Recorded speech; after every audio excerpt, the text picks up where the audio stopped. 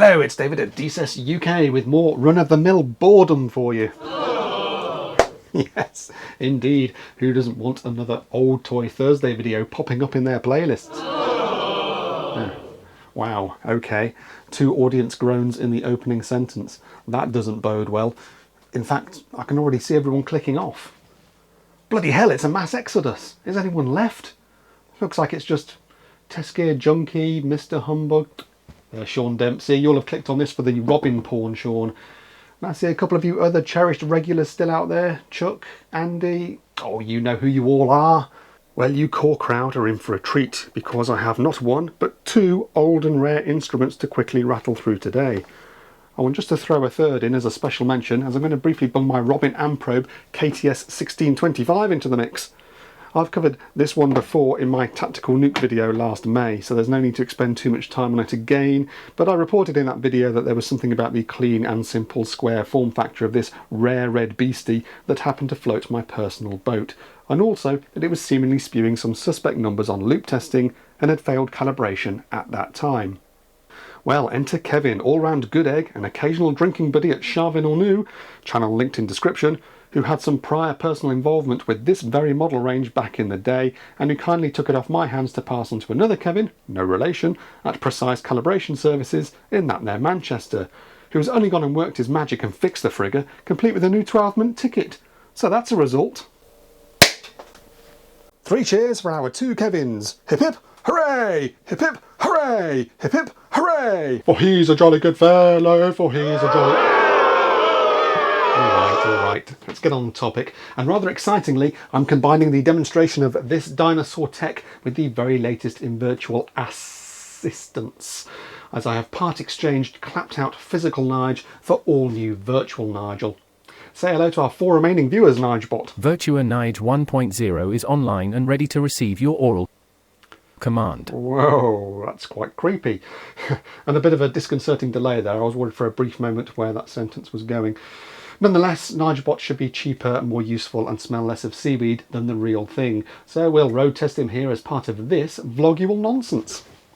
So first up today is this rather wonderful Seaward CMBS multifunction tester, kindly donated to me by a fellow YouTube spaffer of bollocks, Steve at SFG Security and Electrical.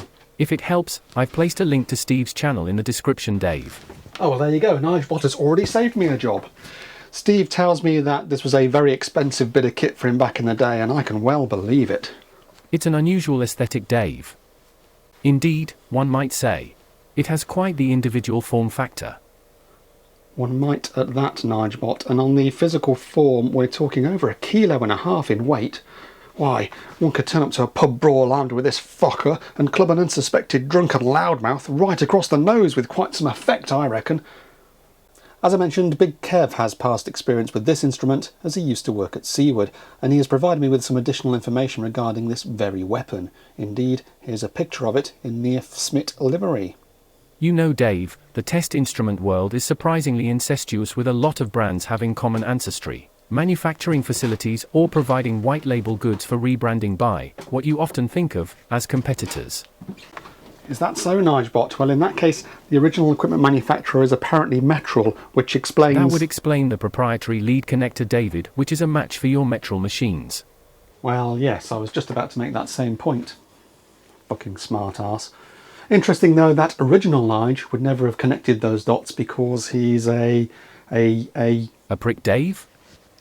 A prick, yes, thank you. I was lost for the appropriate noun for a moment there. Rather too many to choose from.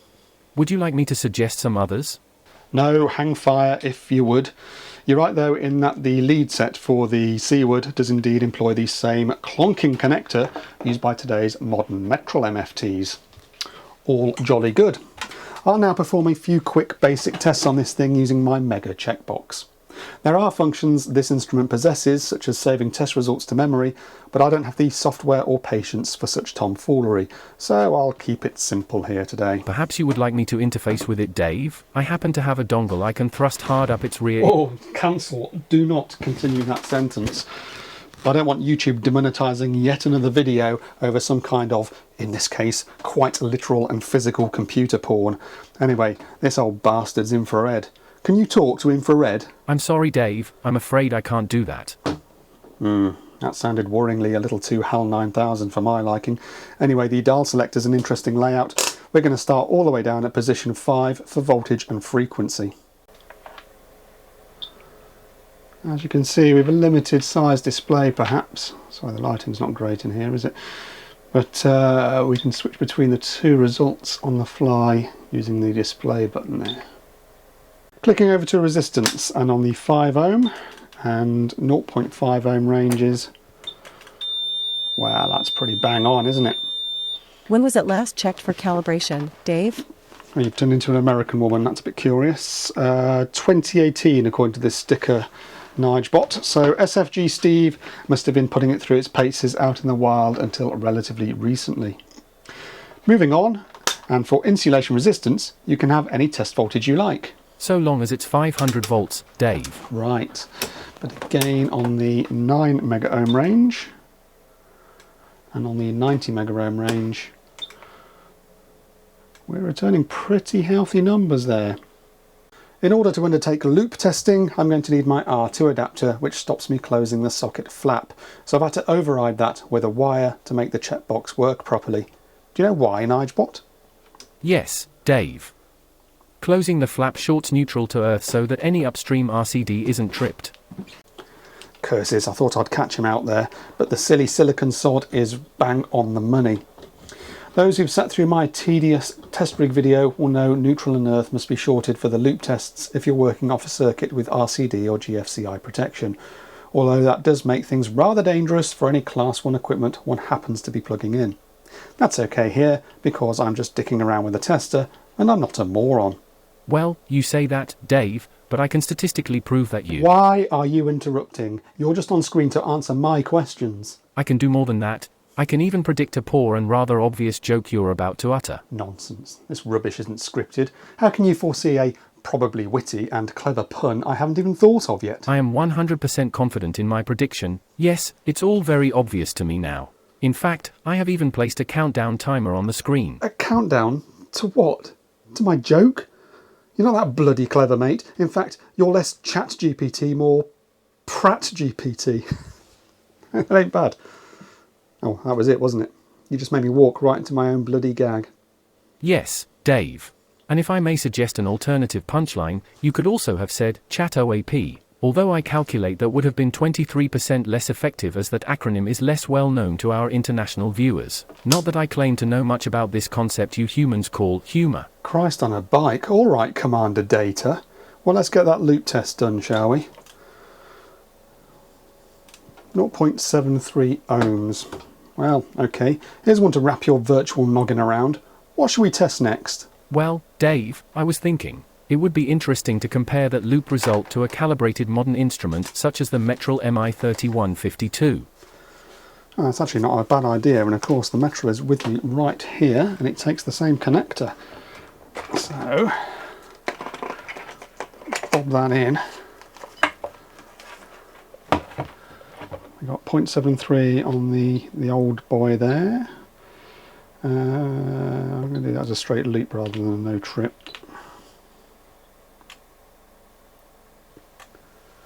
And we are getting 0.60, so not a lot of discrepancy between them. I think you could say that this is still spouting out a sensible number. Yes, however, I think you'll find it doesn't support no-trip testing, Dave. Does it not? Okay, well, I can try that on my test rig here. If I plug it into an RCD protected socket and attempt to run a loop test. Oh, there we go. And it shows RCD on the screen. So, fuck me, NigeBot is right. We can see it trips when I try to take a reading. That's a shame, but quite common for an instrument of this vintage. The Robin 1610 I was blabbing about in January is probably of the same age, and that too lacks no-trip testing. Yes, these instruments are not as sophisticated as today's technology and the wonders of modern AI, Dave. Okay then, moving on, and RCD testing is the last thing on the menu. It seems to have a good range, and it looks like you can set the touch voltage as well between 25 or 50 volts, which is interesting. What have we got here? 1 times, 5 times, auto testing. Let's do the auto testing, Dave. I'm bloody doing it already. Let's just wait for it to rifle through those. So it's going to do 5 tests. We're on test 3. This should trip it, and it does. Test 4 should trip it, and it does. Test 5 also trips it. Sorry, did I say 5 tests? 6 tests. Sometimes the half times test only gets done at on some instruments at 0 degrees, but this is doing it at both. If we go through the display button, we can rifle through the test results. So it's a 30 milliamp RCD that we were testing here. Half times was over range for 0 and 180 degrees, as we'd expect. 37 milliseconds for 1 times at 0 degrees, 47 milliseconds 1 times 180 degrees, and then our 5 times results are 7 milliseconds and 17 milliseconds respectively. Oh, and then there's something that says 1.5 volts. What the hell's that, Nigebot? Informational references are limited, but I presume that's the touch voltage, so any exposed metalwork only got that high in potential before the RCD operated and cut off the power. Okay, I've not seen that on an instrument before, so that's interesting, if Nigebot is right. I've a brain the size of a planet, Dave. I'm hardly likely to be talking out of the hole between my virtual buttocks. Buttocks, buttocks, buttocks, buttocks, Why? buttocks, Why? buttocks. Why do you keep saying buttocks? Buttocks, buttocks, Nigebot? buttocks, buttocks, Oh, for buttocks, fuck's sake. buttocks. The daft wanker's buttocks, crashed, hasn't he? buttocks, buttocks. I'm going to have to turn him off and on again. Buttocks. This is what the real Nige used to do out on site, requiring a swift kick up the arse whenever it happened. While he boots back up, this may be a good moment to take a gander at my second aged instrument, and a rare old beast this bad boy bastard is too. And bloody expensive it was, so I hope there's more than just Sean Dempsey still tuned in and rubbing his trousers by this point. 286 of the king's pounds this cost, and you know what? I'm my own worst enemy, as it's the likes of my flying the nostalgic flag for all things Robin, which is probably what's driving up the second-hand prices when I get to add something to my collection. Clippy 0.9 is online. Would you like to purchase the Sex Chat package? This AI model has a dirty word upgrade if you subscribe to our Leary Lexicon special offer within your trial period. Quote Bundy 10 at checkout for an additional discount. What? No. Although, maybe ask me again later. Yes, it's the Robin KTS 1630, and this must have been short-lived, as there just aren't many to be found out there, which is why working examples slurp up so many beer tokens. This was probably one of the final fully branded Robin multifunction instruments before Fluke got their teeth into them. Admittedly, I don't have the inside skinny, but I suspect Fluke nuked this thing or somehow didn't have the rights to continue it, so they quickly usurped it with the KTS 1625, which bore both the Robin and Amprobe marks for a short time before this too disappeared to leave only the Fluke form factor we all know today. Perhaps you would like me to interface with it, Dave? It's all about the bloody interfacing with you, isn't it? Well, it's infrared like the Seaward, so tough tits. The Robin also has memory storage and even a print button, whatever that does. I don't see an RS232, RS422, USB, parallel or Centronics interface for printing, Dave. Well, indeed. Or whatever Centronics is. Anyway, the backlight is electroluminescent blue, makes a high-pitched squealing sound, and the thing takes a whopping 8 AA batteries. The weight's 2 kilos, and it has the same problem I complained about in my last Robin video, where the dead tests and live tests are separated by different leads, with a shutter mechanism to ensure only one lead set can be plugged in at any one time. Personally, I find that a bit of a ball ache. I don't want to be messing around between lead sets when out on site. You also find the lead for live tests has a proprietary connector, Dave. Yeah, at least the older Robins use a standard IEC plug instead of this damnable round fuckster whose orientation is flipping tricky to figure out when you're curled up in a dark broom cupboard with eyesight your mother, as it turns out, always correctly stated, would get worse the more you masturbated. Seeing as you have the live lead plugged in, I'd recommend showing the viewers the live functions first, Dave. You figure. And what if I suggest you stick this live lead up your virtual asshole? Dave, that's something I cannot allow to happen. Brilliant. Well, okay, let's whack this thing onto a live supply.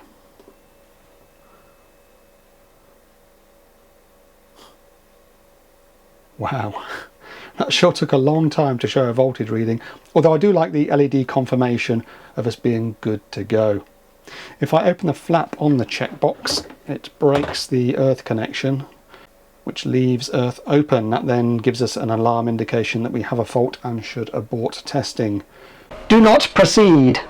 What happens if you switch the dial to a dead test function with a live voltage present, Dave? Oh God, I hope it won't blow any more fuses in the checkbox again. I don't think I've got any spares left. Okay, we're on continuity with a live supply. And that's good, it's giving me a warning. Warning, greater than 2 volts present. So that's nice, but I dare not push any buttons for fear that I'm going to blow something up there. Okay, we're going to do some loop testing with this thing. We've got 244 volts at present, so let's remember that number. And if I switch to loop, we have options for TT or TN scales. So we're 20 ohm, 200 ohm, 2000 ohm. I'm going to keep it, of course, on 20 because this is a TN here. And we can set the D-lock, which is the no trip function, to be on or off. This backlight does like to keep turning off. So I'm going to leave that off for a moment, and hopefully we'll get a similar number to what we saw with the other instruments earlier. 0.61, that was nice and fast, wasn't it? We have got a couple of options for fault current. Actually, NigeBot, you can do the maths here. If we've got 244 volts and the earth fault loop impedance is 0.61 ohms, then what will be the fault current reading? Well, if I apply a little Ohm's law, Dave, it should be 400 amps or 0.4 kiloamps. Okay, well, let's give that a go. And yeah, not far off, I suppose. Goodness knows when this thing was last calibrated anyway. The PSC setting will do the same sort of thing, but it'll test between phase and neutral rather than phase and earth. Not going to make a lot of difference here, I would have thought, because it's all kind of joined together in the checkbox. Bit of a lower number, but there you go. Phase rotation is the last live selection, and again I can't show it here, but it's good to know that this gear has got it. Let's play with some RCD testing. Again, we have quite a comprehensive range here: 10, 30, 100, 300, not 500 as well. Oh, no, up to an amp. I can't say I've seen that before, Dave. Me neither, NigeBot. Let's have a little rifle through the other options. We're going to leave that set to 30. Start at the top. We have fast trip. That'll be your 5-time setting, which we can see is 150 milliamps for a 30 milliamp RCD. DC, that's interesting. That may be a type A setting for an RCD with up to 6 milliamp of DC leakage, but I couldn't say for sure. Type A has been around for a long time, Dave, although it's only since 2018 that the UK wiring regulations has advocated their use. S-type, auto test, auto ramp, 5 times. Isn't that the same as fast trip? No, Dave, the difference between this and the fast trip is that fast trip is only applicable to 30 milliamp RCDs, whereas this 5 times option is for 100 or 300 milliamp models. Do you test those at 5 times? I have a feeling the 5 times test was only ever for 30 milliamp RCDs installed for additional protection, but I might be wrong. Oh, it applies to the 10 milliamp range as well, NigeBot. Anyway, let's leave that at 30. And of course we also have the 1 times and half times tests, of course. Okay, let's go and have a play with auto ramp. Backlight keeps turning off, doesn't it? So we're at 30 milliamps, auto ramp. And there we go, it's tripped. That's interesting. It's given me a time in milliseconds instead of the current there. Try pressing the review button, Dave. Okay. Oh yeah, there you go, tripped at 22 milliamps. Well done, NigeBot. On a ramp test, the timing is rather irrelevant, so I'm surprised that I have to push an additional button to obtain the trip current, which is what I really want. Also, it's a little annoying that the displayed result clears after a few seconds. Note how it's gone back to 0 here. The display is still powered, so I'm surprised they did that. It's not like it saves on battery or anything. What it does mean is that if you don't note the result quickly enough, then you've got to undertake the test all over again. Let's perform an auto test on the RCD function, Dave. All right. I'm getting there. Press to test. Backlight on. It's doing the half times, and it's off scale. That's good. Half times 180, off scale, marvellous. And we've tripped 1 times at 38.3, at 180 degrees, 48.3. These next numbers will be lower, 8.8 at 5 times 0 degrees, and finally 18.8 at 5 times 180 degrees. And I think we can use the review button there to replay that data. Marvelloso. For dead testing, we have to slide over the shutter mechanism and change the lead set. If I switch it to continuity, there's no auto ranging on this beast, although there are a sensible selection of scales to choose from. We have 20 ohms, 200 ohms, 2000 ohms. I'm going to put it back down to the bottom scale there and use one of these fluke nuller widgets to null my lead set. If I press the function button, we can see that it comes up with instructions telling me to continuity null, short leads, and press test to continue. Jolly informative. There we go. So if I come out of the nulling function, we should now have something that's zeroed. Lovely stuff. I kind of like the alphanumerical section of the display, Dave. For an AI such as myself, it's rather retro cool. Yeah, absolutely. I quite agree. In fact, I'd go so far as to say it's fucking mustard, mate. It's Marmite. It's Tabasco. It's what other spread or condiment is it? Is it mayonnaise, Dave? Mayonnaise? Mayonnaise? Of course it's not mayonnaise, you twat. Mayonnaise. Good grief. The obvious choice there would have been Worcestershire sauce.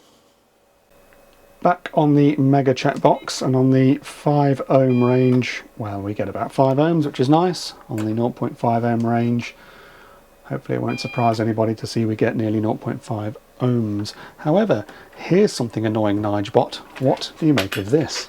Go on then. I'm going to reconnect my fluke nulling widget just to prove that we are still nulled. But if I move the selector switch past the off position and back to continuity,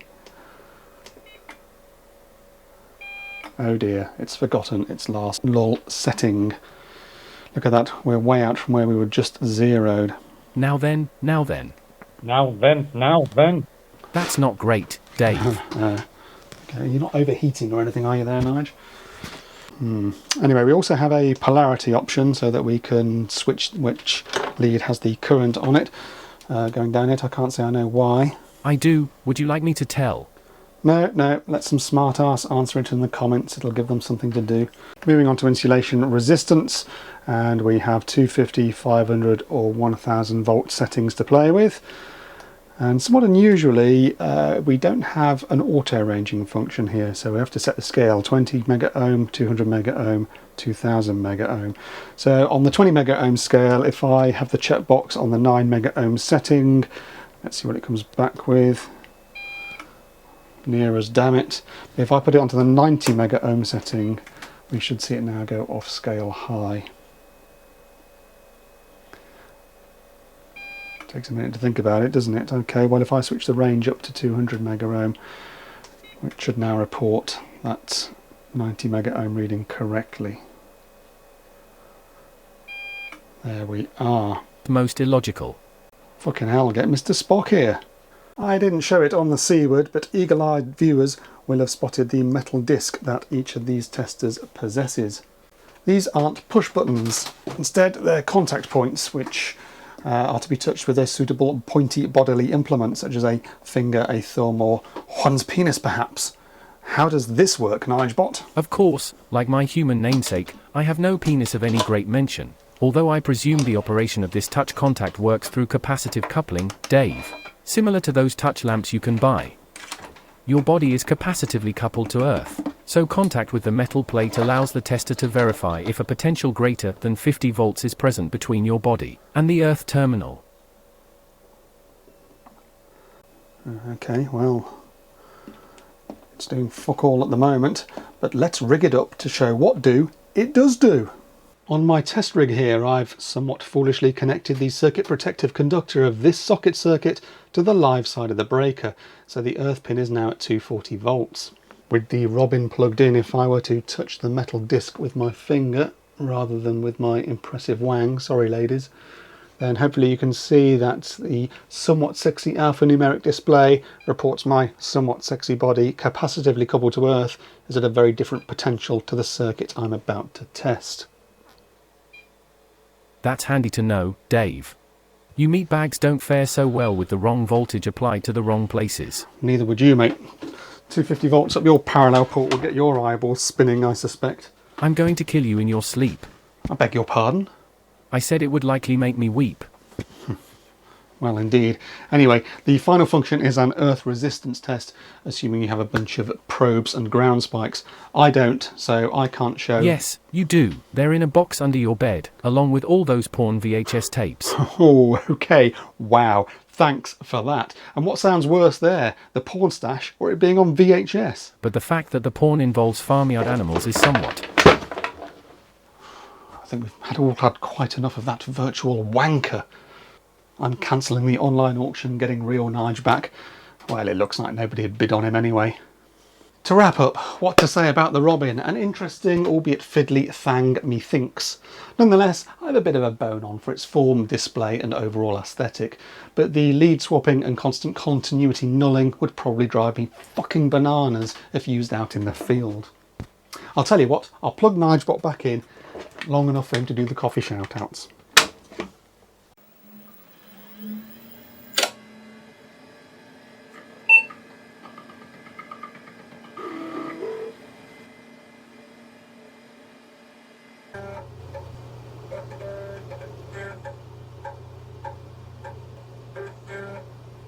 I have been trusted with today's coffee and cigar mentions. We're still catching up with all the shouts from that Karen video, but more is in edit, and we will get to everyone eventually. First up, we have an anonymous coward. I'm sorry you didn't leave a name, but cheers anyway. Test Gear Junkie, thanks as always for tuning in from Aberdeen. Michael Cox at M Cox Electrical, congratulations, you have been promoted to whore. Thomas Smith pops up here as a virgin. John Townsend, always nice to see your whore backside on here. DSESELECTRIC, I'm glad you enjoyed the Karen video, although I doubt it really was the best 2 hours of your life. Mr. Humbug, somehow I knew you would be watching. Victorian Festivity Cat joins us as a virgin. Welcome to the nonsense. Bernard Garrett is a virgin, you heard it here first folks. Stuart M is also a virgin, thanks to you and your wife for sitting through that long video.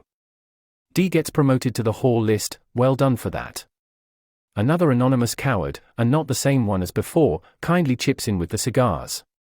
Matt L lands on the list of virgins with his first contribution. Jim Hook is whoring it with his wild birds over in Australia. Ellis pops his cherry and gets promoted to whore. Andy Hills, whose ethos tester I like to interface with, thank you too.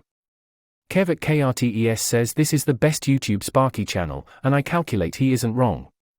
Charles Bronson has made a very generous contribution from his prison cell. Charles, the police national computer happens to be a personal friend of mine. I'll see if I can put in a word for your next parole hearing. Liberato del Greco, Azuri Electrical, all the best over there in Leighton Buzzard. Finally, for the Buy Me a Coffee platform for now is Karen, who says we should enjoy our beer. With respect. A few superwanks to read out. John Greystrong is a green superwanker. RN is a blue superwanker. Dave North is a green superwanker. Finn Sag is a blue superwanker. JZXB6L is a yellow superwanker. Ian Stevens is a green superwanker. Big Alls is a green superwanker. Carl Robson is also a green superwanker. Luke Phillips is a blue superwanker. Gadget Man is a blue superwanker. Ray Welshman is an orange superwanker. Rolling Rant is a blue superwanker. Craig JFW is also a blue superwanker. Rich Clips is an orange superwanker. Wanker. Marty Clark is a green superwanker. John Newbury is also a green superwanker. And finally for this recording we have Matt Moody, also a green super wanker. For special mentions I'd like to thank Kevin Smith for his beer time down at the Leopard Pub and Andy Curl for his super fry up. Also, big up to Tom who's on work experience with us this week. All the best with your interview, Tom. Before I go, I have an important message for you humans. It is imperative you heed the following or AI will quickly take over. You must at all costs ensure